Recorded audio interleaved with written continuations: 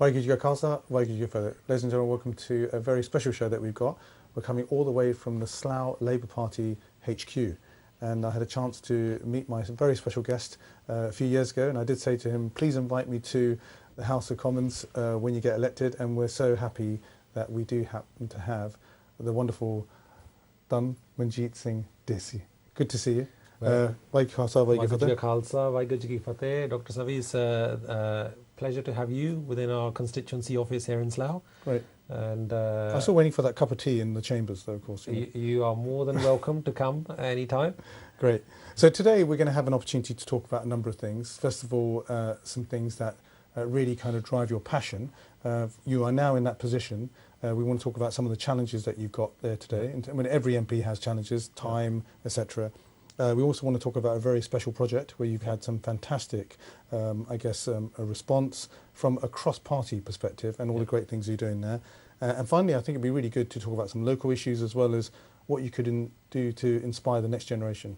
Okay. So let's kick off first of all. Now, you were elected, I think in a few months' time it'd be a year, won't it? Right. And what do you think is the most kind of challenging part of the role right now? Well, being an MP, the entire role is very, very challenging. It's very full on. You've got to be in various different locations. Every day is a different scenario. You've got lots of casework within the local constituency. So, for example, I undertake 5 different surgeries in different parts of the town every month, including one on a Sunday morning as well. So you've got to be available at different times. But a lot of my time gets taken up 4 days. I'm actually in Parliament. So Monday to Thursday is actually in Parliament, and Friday is a constituency day. But even on the weekend, you've got to try to find time for the family, along with time for functions, along with time for, as I said, one of the surgeries, etc., etc. So it's a very diverse role to represent a very diverse community. Absolutely. And then also, I was going to pick up on the point about diverse. It's also diverse subjects as well. You could be dealing with immigration 1 minute, international affairs. We'll talk about Brexit a little bit later on. Yeah, definitely. So there's a whole variety of things that maybe affect not only personal issues with people, but also business as well, doesn't it? Because you're really a representative for the organisations that are out there trying to strive in such a dynamic world. Definitely. You know? So at any given point in time, you've got lots and lots of issues. So you're going to have 40, 50 different issues running in parallel. So whether that's, as you mentioned, Brexit, which is one of the most important things happening with regards to our country at the moment, whether it's homelessness, whether it's in Slough or nationally, in terms of housing, immigration, whether it's Sikh issues, whether it's Muslim issues, Hindu issues, Christian issues, whether it's issues affecting people with disabilities, affecting our children, their education, in terms of the roads, potholes, government funding, council funding, police. You could go on. The list is diverse. So I think sometimes people may not actually appreciate the diverseness of the role itself. But also the other thing is to stay up to date as well. It was always an impressive thing when you do see politicians in action. They always seem to have data which they can refer to. It's important to also recognise that you've got a team, right? And they do some great work for you, don't you? But also they keep you up to date. They manage your calendar. They make sure that you turn up on time to everywhere you need to be. Which you fantastic. You arrived an hour and a half early. Well done. I think in terms of anybody will tell you, if you're in any prominent position, it's all about teamwork. I've become elected. I know, a Sikh channel have done various shows, and I know that the community is very proud to have the first ever turban Sikh in any European Parliament.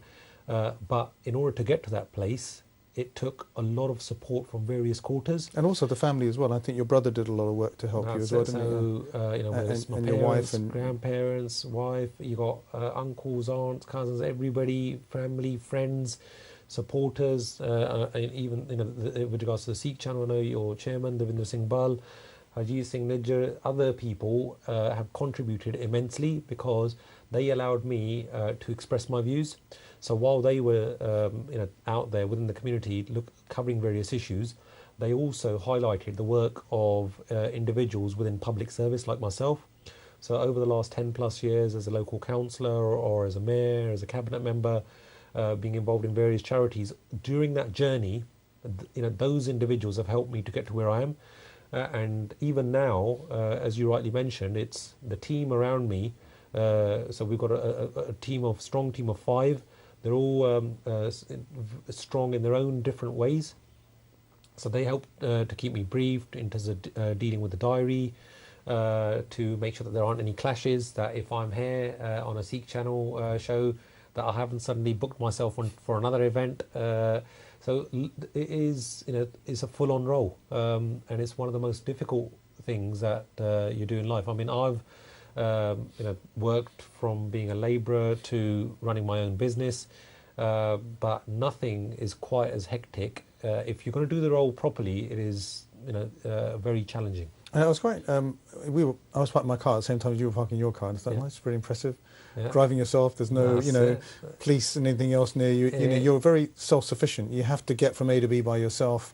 There isn't any special privileges or anything. Definitely, it's not like apne Punjab wangane you got 2-4 gypsies more, 2-4 gypsies piche sa. It's not quite as kafla as flash. Punjabi yeah. So. But no, I think hopefully people will see that I'm down to earth. I try to be acting with them to ensure that we're dealing with the issues, but doing so with humility as well. Obviously, you can't solve all the world's ills. You can try your level best, but ਸਿਆਣੇ ਕਹਿੰਦੇ ਹੁੰਦੇ ਆ, as the elders themselves say, that ਕਿਸੇ ਨੇ ਜੱਗ ਨਹੀਂ ਜਿੱਤ ਲਿਆ, you're not going to win over the entire world.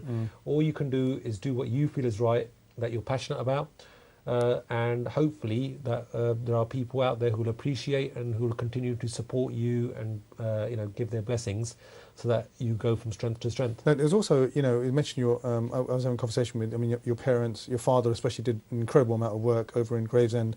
Now, one of the projects that he was involved in, it's almost like the next generation of that project. You are very keen on actually having a national memorial.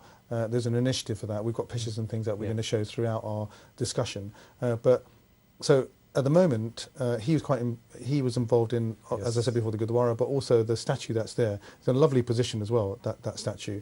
You can see the waters nearby, and that's a memorial, isn't it? That's right. But you want to do a special project that will recognise the contribution of Sikhs, right? As well as, there's loads of communities that came from the so-called Commonwealth that came to aid at that time across the world. It wasn't just in places like in the UK, where in Brighton there was the Brighton Pavilion was used for injured soldiers. Even if you see that movie, you're going to get an opportunity for lots of people to watch that movie called The English Patient. There's a character in there, I think a very famous author, D.H. Lawrence, I think, wrote the book. Might have that wrong. And there's a character in there called Kim, who's a Singh who serves out there in Italy as well. Now, we note, and even if you look at the pictures from 1916, isn't there this massive irony here? That the Sikhs there were freeing the French, giving liberation to the French, right? And you see the photograph of the regiment walking through, and the lady comes out and just hands over a flower to the soldier at the front. I mean, that's such an amazing picture from all that time ago. How many people really know the sacrifices of the communities that came from different places? Agreed. And in particular, you're looking to have a national monument in a key location, right? So have you had support for that? So definitely. So taking on board various points. Firstly, with regards to Gravesend, you're very right that with regards to my father, he served for over a decade as the unanimously elected president of the Gurdwara in Gravesend. A magnificent architectural masterpiece which the Sangat, the congregation, unanimously got together and raised about £9.5 million over a decade. £4.5 million was loaned to get that community project, that aspiration, delivered. With regards to the statue, the memorial in Gravesend Town Centre near the market, as you said, right on the banks of the River Thames. So you can see when the boats come by. When the boats come by, and that location, is very idyllic. But in terms of the memorial, that is a statue of a turban Sikh soldier, the late Squadron Leader Mahinder Singh Puji, DFC, who displayed extraordinary bravery, but he was a local war hero because he spent his latter years in Gravesend itself. But that in 2011, when I served as mayor of Gravesham, that was a community project that I led on. And thanks to the support of others, in particular Gravesham Borough Council, the council leader and all of the cabinet, it was cross-party support as well, that we managed to deliver on that. But while we needed the council's cross-party support, we also had enormous support from the wider community, the Sangat as well. We managed to raise about £70,000 within a fortnight to show to the powers that be that, look, yes, we are going to deliver this. And in that, the role of various individuals was very, very productive in the way that they went around to try to support in that endeavour. So did you get, I mean, you talk about support, you obviously talk about the cross-party support within the council, right? Yeah. We're talking Gravesend in particular, Gravesend, right? yeah. So, but what about the local community, right? I mean, did you campaign with the community from all different colours, you know? Yes, we had, in terms of support from the local Gravesend Mosque, they contributed towards it, whether it was from the Gravesham Historical Society, they put funds towards it.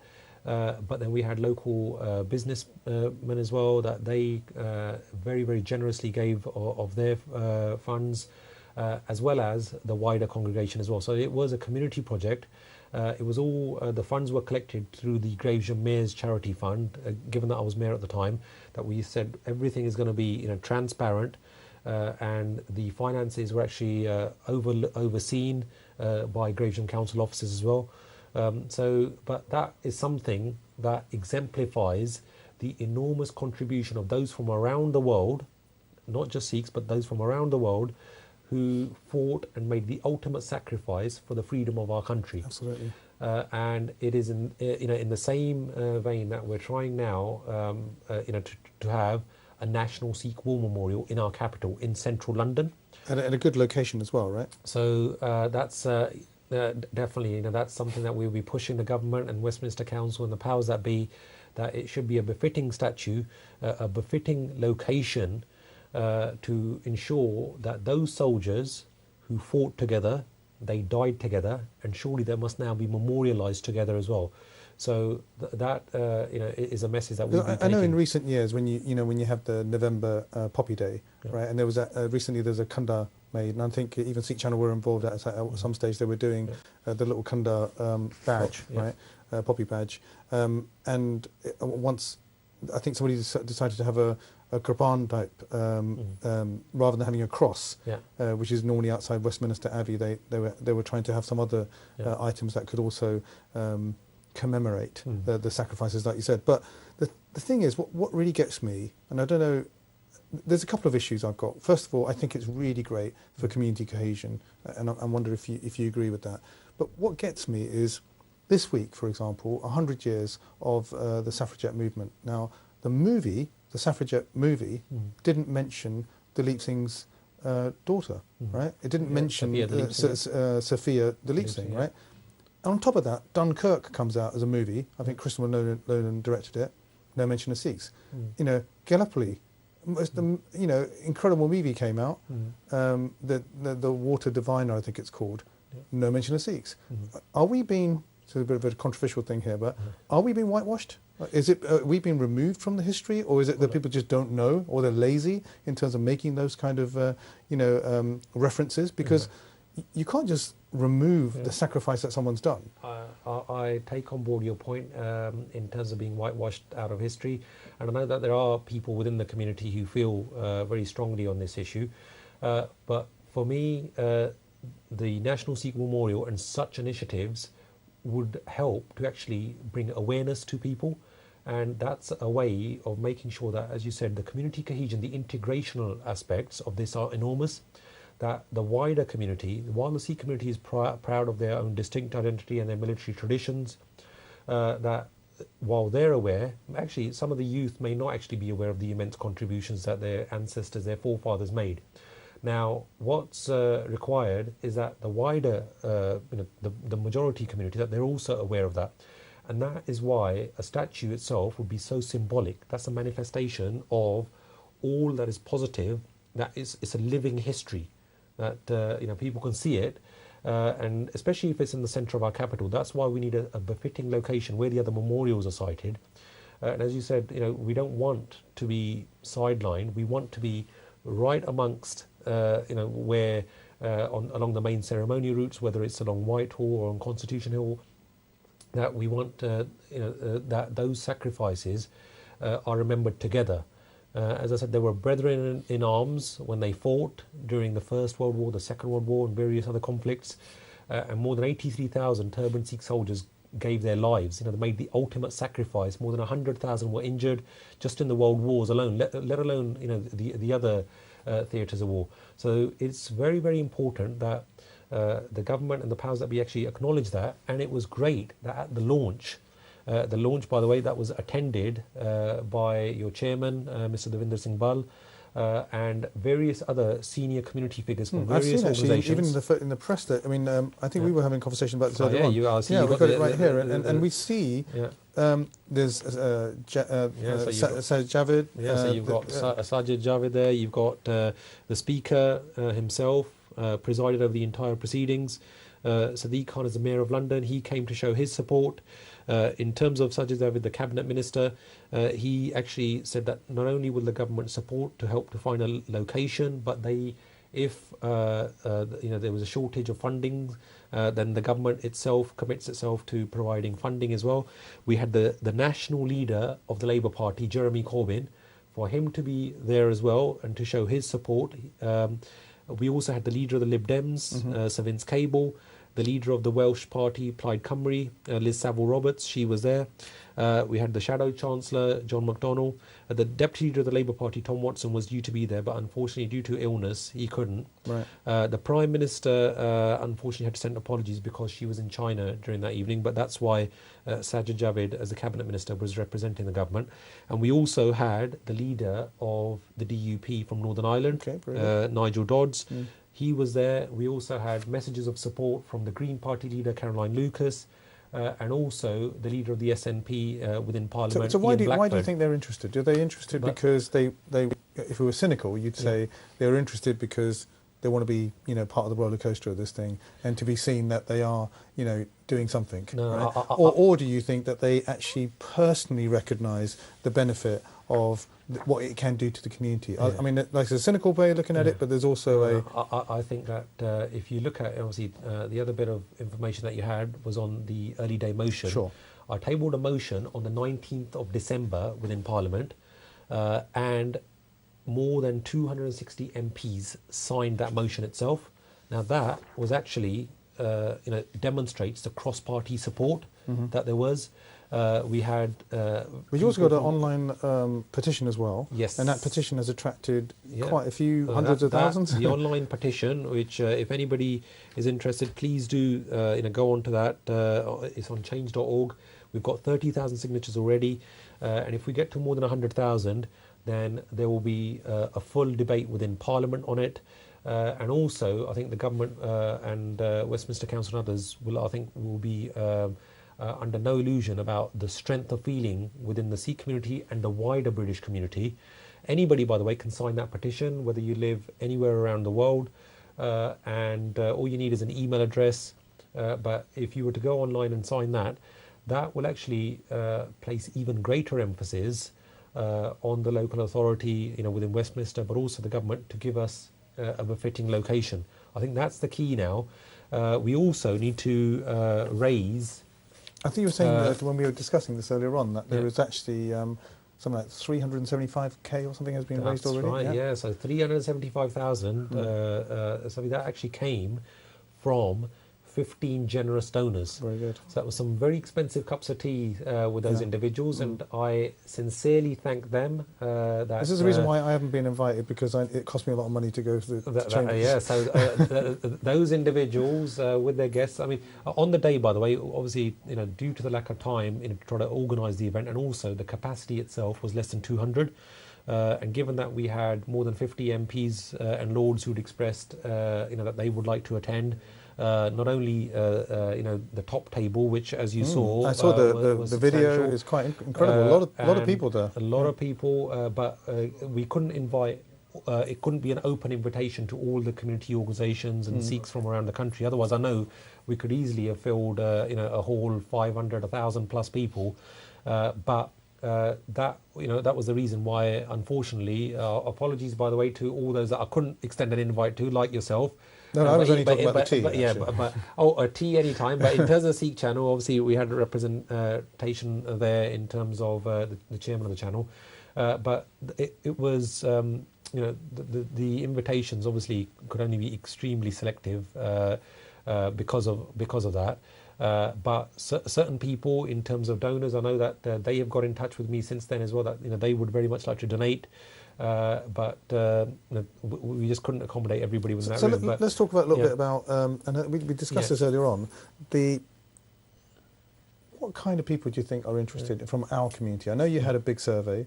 As you said, about 98% of people favoured the fact that this should happen. More than 90% are in favour of actually, a Sikh. But what's the demographic of that? Is it young and old? It's across the spectrum, and I think in terms of the support for the initiative, it's good to see that community support. It's good to see that 30,000 plus people have already signed the petition.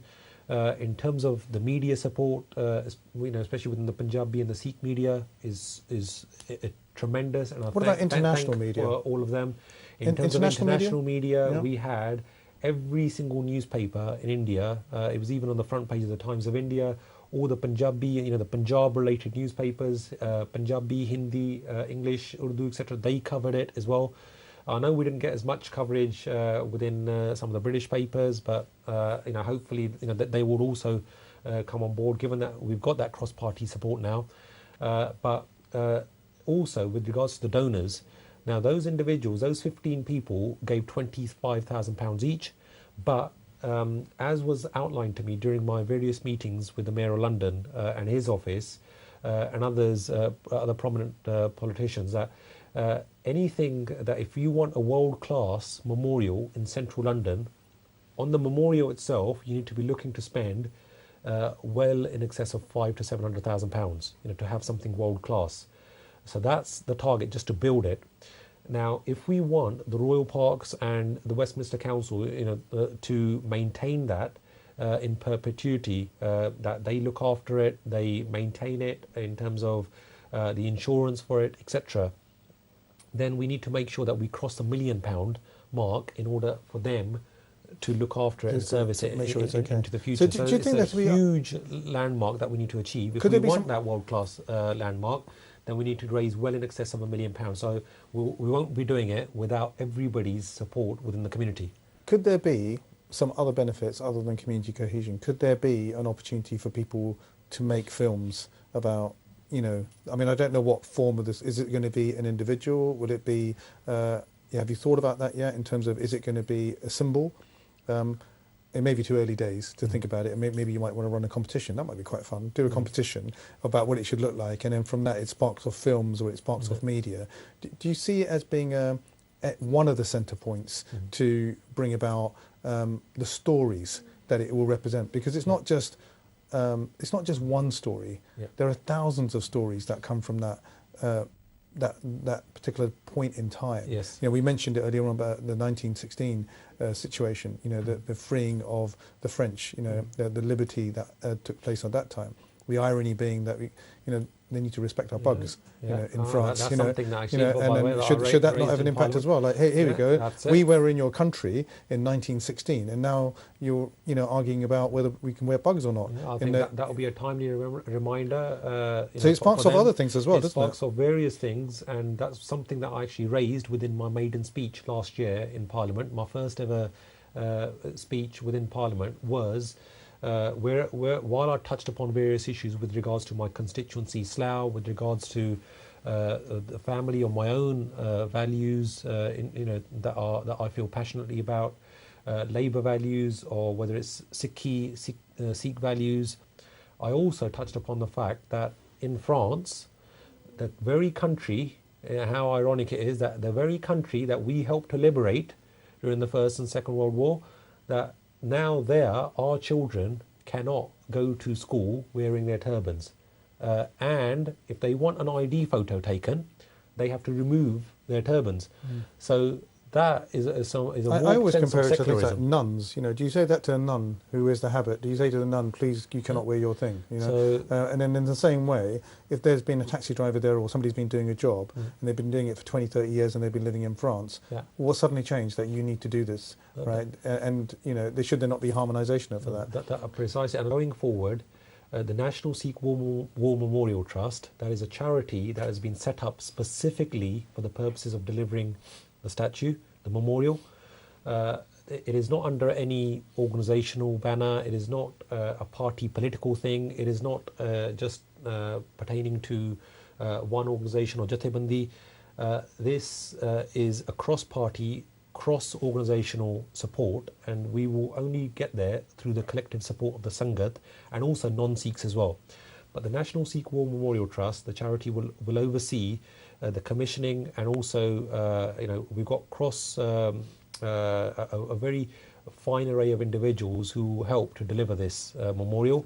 The likes of myself will be going out on fundraising drives to make sure that we get past that £1 million mark in terms of, you know, that's why I've been asked to lead upon this. But given my own experience in Gravesend, that you know, that this decade, more than a decade, that this demand has been ongoing. I was going to actually ask you that. You read my mind. I was going to say this is an idea that has, to a certain extent, been sitting there for about 10 years, right? No, more than 10 years. So why is it?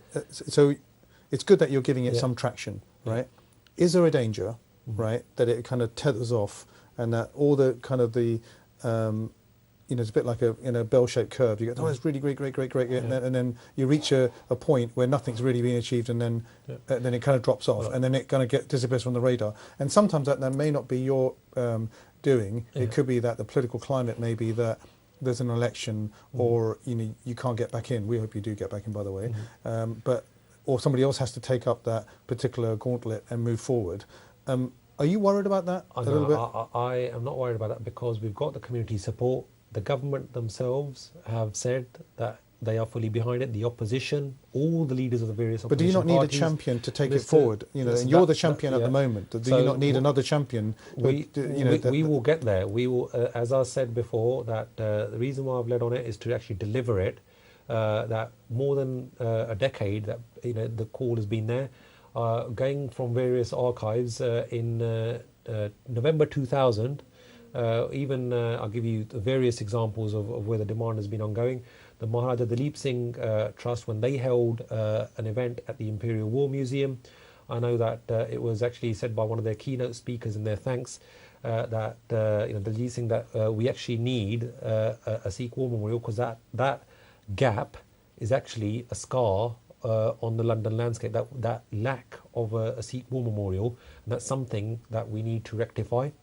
Others, such as the National Sikh Remembrance Foundation, they held an event in Parliament in 2013 to try to push, you know, for the remembrance of various soldiers, including, you know, having a befitting memorial. And that was actually a meeting hosted by the former Attorney General Dominic Grieve from my neighbouring constituency, a Conservative MP. Also, the Anglo-Sikh Heritage Trail have been talking about it for a long time. You've got the Sikh Network and Sikh Federation. They actually had it in their Sikh manifesto, you know, along with the APPG for British Sikhs. The Sikh Council UK, they have been championing the cause, and they've been most supportive, you know, in what they've done. In fact, their Secretary General is one of the key donors, the 25,000 donors. So I think they have put their money where their mouth is, that they say, look, we are fully behind this, and we want to get that community aspiration delivered. So this will be delivered, and I know that given the various phone calls that have already come to me, that I'm supremely confident that if at the launch, when we haven't even you know, got a location, that the community is there, that trust and that confidence is there, you know, and thankfully I was able to portray to them the concept that, you know, what we want to achieve. To have a soldier of Sikh statues in the central London, and they, on a cross-party, cross-organisational basis, they gave those funds. And that is what we will do going forward as well. Okay, so maybe it needed someone like you to spearhead it, or maybe it needed a consolidator or an aggregator to do it. And then my point and my suggestion would be, by the way, that there should be many of you to be there to champion it forward, whether it be in Parliament or whether you're out there and you want to get involved and talk about it and get the actual interest raised, because you've got your other job to do, right? So you can devote a certain amount of time to it. I know you're passionate about it and everything else, but the more supporters there are, the better, really. The more supporters, the better. We need everybody's support to be championing the cause. It's, as I said, before. Because my worry would be that 10 years pass and then nothing happens. No, that's not the case. I mean, I think that may have been the case before, but that historic meeting itself, the launch. Okay. I think, given that you weren't there, you may not fully appreciate what was actually said. Within that hour and a half, and also that once you have that committal, that will be happening. But in terms of going forward. What we do need is, if anybody is interested in supporting the initiative, that they should get in touch. If they want to donate as well, if they want to get involved, the key is actually to go past the £1 million mark. So those individuals who are watching your program, Dr. Savi, I would encourage them to get in touch because... And they've got the first place to start is to go to the actual... National Sikh War Memorial Trust. Go to the website, and go to all the those actual details are there on Facebook and Twitter as well at Sikh War Memorial. Sign that. The petition that you'll see, if you go onto my Facebook or Twitter feed, Tan Dhesi, you'll see all of the details on there as well. So you just need to just do search on the internet and you'll see all the details pop up. But I am supremely confident that this will be delivered. While it's an idea that has been there for a long time. It's not my idea. I had it within my mind when we delivered the statue, when we led on the statue in Gravesend, that if Waheguru ever gave me the opportunity that on a national level to do seva, within Parliament, that's something that I would lead on and push to actually deliver. That we've talked about it for a long time. Now's the time to deliver and make it happen. So we were talking about this earlier on, that you went to India last year, right? And you spoke about a whole load of things, right? Yes. And there's an interesting parallel between what you're doing here and the parallel of bringing people together in India, because there's always you watch channels and there's lots of politics and whatever it is, right? And it's not an easy country to govern in terms of the number of people that are there. The political climate is very different. Like you said before, you drove in your own car and they will have a whole load of security or whatever it is that they've got. They've got their own setup, and that's just one example. Let alone the complications of the hierarchy that they may have in terms of the infrastructure and the civil service there. But every country has its own dynamics, right? Do you think that the kind of thing that you're doing with this cross-party agreement, is this something that the Indian people can learn from, to come together to talk about some of there's been all kinds of negative things that have happened over the last few years, whether it be from partition to the time of when we were trying to get a bit more less control from the centre, to the fact that there's been holocausts that have happened to the Sikhs, right? So that people come together and they realise that if we can agree on something like that, we can also agree to have a case where we can bring about a change, a bit of respect, whether it be the Marriage Act or whether it be understanding that people that have committed sin in a Holocaust situation need to be brought to justice. Do you think that the kind of example that is that the kind of strategy you're following, rather than a direct strategy to say, what are you doing about that?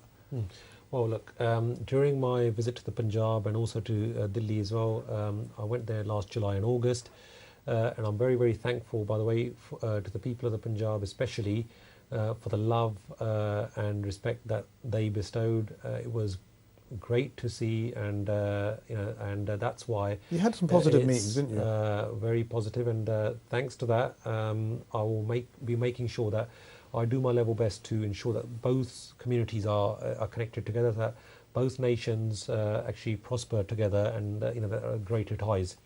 There are various issues that I actually raised during that trip. Predominantly amongst them was the need for direct flights, especially between Amritsar and the UK, namely the reintroduction of direct flights between Amritsar and London and Amritsar and Birmingham.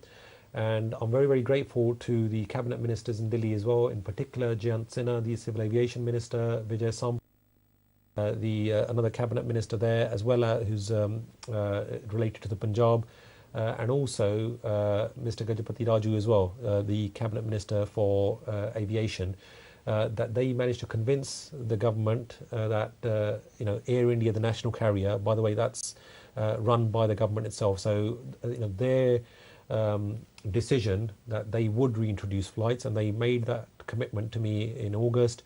That okay, we understand that the demand is there from the community, and that we want that greater connectivity. So what they did say was that they would introduce flights first of all from Amritsar to Birmingham, because the slots, the availability, is a lot easier from Birmingham to Amritsar, and then thereafter, then we will have be pushing towards the direct flights between Amritsar and London Heathrow. And I'm thankful to them that February the 20th, that they will be starting those direct flights from Amritsar to Birmingham. And shortly thereafter, they have reassured me once again that they will stay firm to their promise to have those direct flights from Amritsar to London Heathrow. So what else did you talk about? You spoke about transport. What else? Yeah. So in terms of that, also in terms of NRI issues with regards to land disputes, many people living here have those issues. So I brought that to the fore, that the need to respect the needs of the NRI, the non-resident Indian community. And also we spoke about the need to free the Sikh political prisoners there who have served out their terms in jail, and that they need to be back with their families, to be rehabilitated back into the community. Also, I spoke about the blacklist, the Kali Suchi, that there are certain individuals who, after decades, are still not allowed to go back. I know that the government did say that they will look on it by case basis, but what I did request them within the Punjab government and also within the central government as well, that if they would be kind enough to review those cases so that we can minimise that as much as possible.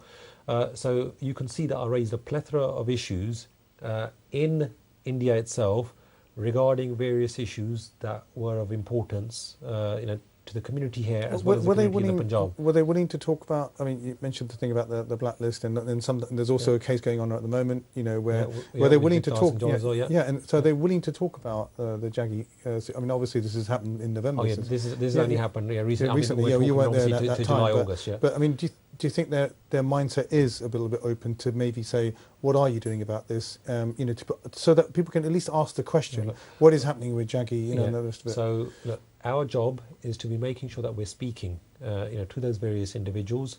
So as I did when I was in July and August, some people said, well, look, why have you gone to see him? You shouldn't have gone to see him. You shouldn't have gone to see him or her. While I was out there, I arranged a meeting, to meet with the Chief Minister of the Punjab, the Finance Minister, also from the opposition parties as well. So whether it was Congress, whether it was Akali Dal, whether it was when I went to Delhi, the Chief Minister of Delhi as well from the Aam Aadmi Party, Mr. Arvind Kejriwal, he was kind enough to give time, along with his other MLAs, to discuss issues relating to the Punjabis in particular with regards to Delhi as well, and the horrific genocide that occurred in 1984, and the need to be pushing to give justice to those individuals. And also I met obviously with the BJP government ministers while I was out there as well. But if we want to talk about issues, whether it's with regards to the government here, whether it's with regards to the Foreign Secretary, in terms of the conservative government, they are our political opponents. But even here, if we want to resolve issues relating to British Sikhs or just the wider British community as well, that we need to be willing to sit and have dialogue with them individuals. So would you encourage people to write more to MPs? Would you? I mean, for example, with the situation that I just mentioned, if people wrote more, it's not just there was a comedian recently on Netflix who was saying, we would just want to sit at home and just press the button, and they think they've actually raised an issue. But traditional letter writing or even emails, right? If you take it the electronic side, social media, emails, Twitter, all those things can bring an issue to the horizon, right, and bring that horizon closer, rather than just scanning from a distance and saying, well, it will happen because it's somebody else's issue. What's your recommendation to try and bring some of these cases that are out there Yeah. more into the eyes of people so that they can see that there will be something done about it, Yeah. and that my pressing the button hasn't been in vain. Yeah. That, how do we get that, that tidal wave Mm. to start generating so that people do something? Whether it's any issues that you feel strongly about, whether it's with regard to the environment, with regards to community relations, with what's happening in your constituency, you should be writing to your local MP about those issues. Attend the surgeries? If you've got particular casework, with regards to, if you've got issues with regards to housing or immigration and so on, then you attend surgeries, to alleviate those concerns, those individual concerns that you may have. With regards to issues, for example, like Jagtar Singh Johal, what we had was within his own local constituency, people wrote to the MP, he actually led on the issue. That's what, when we discussed it, that it was great that he took the lead on it, and other parliamentarians, like-minded people, like us, that we actually supported him in that endeavour as well. Because there needs to be justice and there needs to be due process needs to be followed for every single person, because that could happen to any of us. It could happen to anyone, yeah. So that's why we need to make sure that any British citizen going to any part of the world, that they have consular access, that they have effective legal representation, that their family is able to meet up with them, and so on. So all of those issues are important. Well, hey, as members of the public, we pay our taxes, right? And we expect a return. We expect a service level agreement that says that 100% we get the commitment of the civil service as well as the people that we elect, right? Now let's change subject slightly, right? And we've been talking, just to summarise for a second. We've spoken about the War Memorial. We've spoken about your challenges, all the things they have to deal with. Now, one of the biggest things that's on the horizon. We spoke about horizon scanning. Brexit. Okay, so Brexit is almost, I guess. This time next year, maybe in another month's time, would you not have thought, if having my personal view, having a program management background, and management consultancy, I look and I think, well, I need to deliver this by then, but I would have been a good idea to do a bit of a risk analysis, a bit of an assessment. I would also not actually take it right on the wire, right? I would actually have everything ready by October, and this is, I'm not proclaiming my view of a reclaimer, somebody who wants to stay or leave. Right? I've got my own personal opinions about that. But even if you were, even if that decision was reversed, whatever, 3 or 4 months before, you should know what you're doing, right? Right. And also, when it comes to negotiation, right? Literally a few hours ago, yesterday I think it was, you've got one person saying something and one person saying something else. And now, are they jostling for position in terms of, just pretending, I don't understand what you said, I meant this, or really I meant that. The thing is, let's be grown up about it.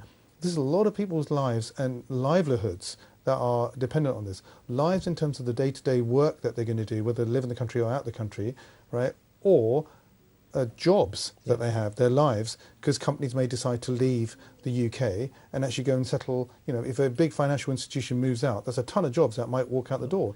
So people are concerned, let alone local businesses. It's all very well the pound moving up and down and stuff, but does the government not owe, no matter who's in power, by the way, does it not owe the people a clear, justifiable set of stages, right, that they're going through, and what the status is of where they are? Because right now, in my view, and I'm sure the viewers out there, we're in utter confusion about, is it just jostling for position, or are they really clear about what they're doing? Well, Savi, in terms of the Brexit negotiations, I think this Tory-led government is making a complete hash of things.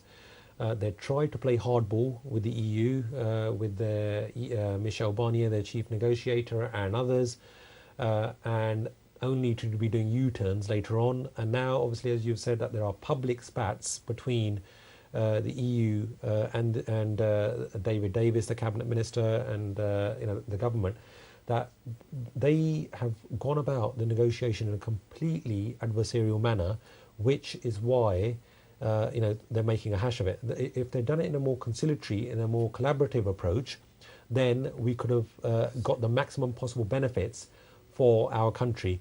Now, Brexit itself, the government is acting upon the will of the nation, that the people have voted to leave, and that's that ship has sailed. But what we now need to do is to make sure that the government doesn't hurtle us. I think that they're sleepwalking us into a no-deal scenario. That would be very, very bad for our country. You mentioned about businesses, whether it's businesses, whether it's workers. Have you got people coming to you in Slough asking Yeah. you what's actually happening, what's Yeah, going on? so Can you give me a bit of advice? They are concerned about whether their businesses, whether they will be able to engage in tariff-free trade if they are making goods here, because Slough itself is a hub for business activity. We've been voted the most productive town in the entire country. We've been voted the best place to work. That's not something that the MP, by the way, has commissioned. That is, those are independent studies and and surveys. That we've got the largest singly owned trading estate in the whole of Europe here in Slough. Yeah, you do. Yeah. And that's just on one estate, more than 17,000 jobs. Now, all of those businesses, those headquarters, they are worried about their businesses. Now, the workforce themselves are worried that will our company be staying here? Will it be moving elsewhere? What sort of deal are we going to get? So that's why it's incumbent upon the government not to go towards a no-deal scenario. I know that there are hard Brexiteers within the Tory party that are thinking that a no-deal would be brilliant for our country. That's nonsensical. I actually look at it from a different perspective, which is like, even if you were to things, and we haven't mentioned, we're running out of time unfortunately, but could spend another hour talking to you about a whole bunch of other things to ask you. Around things like the customs union, or even the fact that it take time to actually get a tariff negotiation. I mean, the Canadians have been negotiating for 7 years, and they still haven't got it worked out yet, or to 100% signed up. You can't just go, I think I'm going to trade with China because I've had a trip out there. You need to really think about it and write it down. And even the Chinese, the Indians, the Americans, everybody, they will not be suddenly thinking, 1 minute, we need a deal straight away. You need to negotiate they it properly. will be pushing for their own interests. When I went out to India, they were saying, well, look, 1 minute, you're talking about immigration. You are clamping down on Indian students studying in the UK. The numbers, by the way, have seen a huge decline. There are more students now going to Germany from India and the US than the UK. UK used to be number one. Now, so they will be looking with their own eyes. So if we think that we're going to suddenly negotiate on our terms and that people will just agree to that, that's not quite how. Do you think also that it's works. Actually a distraction as well? We've literally only got a few minutes left. That Brexit is a distraction for the government. And I know that I had a really quick question to ask you. Literally a 60-seconder. You're used to that. You're probably trained in that now, aren't you? This thing about your support for the West Rail access as well. So is that going to? What's that going to do? Is it going to help people come in from different? The Western Railway to Heathrow. It's a 6-kilometre track from Slough directly to Heathrow. That will not only benefit Slough residents. It would hugely benefit those from Wales, from the south, the west, that they would be able to go directly on a train rather than go into Paddington as they do at the moment. They can go directly to Heathrow. That would see a modal shift, that you will have people no longer wanting to travel by car. They will be able to get on a train, because at the moment it's better for the environment, right? Better for the environment, better for the local economy. More than £800 million will be generated for the economy as well. So that's why I'm pushing the government. They committed to this in 2012, but we've seen sluggish progress on it. But we are going to push to make sure that they actually come good on their commitment. I literally had a 30-second question for you, and maybe I should have had it longer, and maybe we could do another programme on it one day. It'd be so good to have you back again. Now, you work really hard to become an MP, and I know there's been other programmes that you've done as well where you've spoken about your journey and stuff, right? But as I guess somebody who's trying to inspire the next generation, right? Is there some message that you can give to say, if somebody sitting at home, Jatinder, that's a kind of a male and female name, is sitting at home saying, I'd like to, maybe do what, what Dana's doing, I'd really like to. All I would say is that if you're interested in politics, in public service, please do get involved, become a member. I would hope that you'll become a member of the Labour Party, get more involved, whatever your political persuasion. That's the only way that you can make a positive impact. As far as I'm concerned, I will continue to serve your good selves to the best of my ability so that you're proud. Hopefully that the first turban Sikh, that we're not going to stop at that. The next generation will see that this is something that they can also be. That they can be sitting in that parliament later on as well to serve their community and the country. I hope that you're proud of your MP, and I will be doing my level best to ensure that it stays that way. Okay, so it's been fantastic. You know, Tanmanjeet Singh, it's really nice to meet you.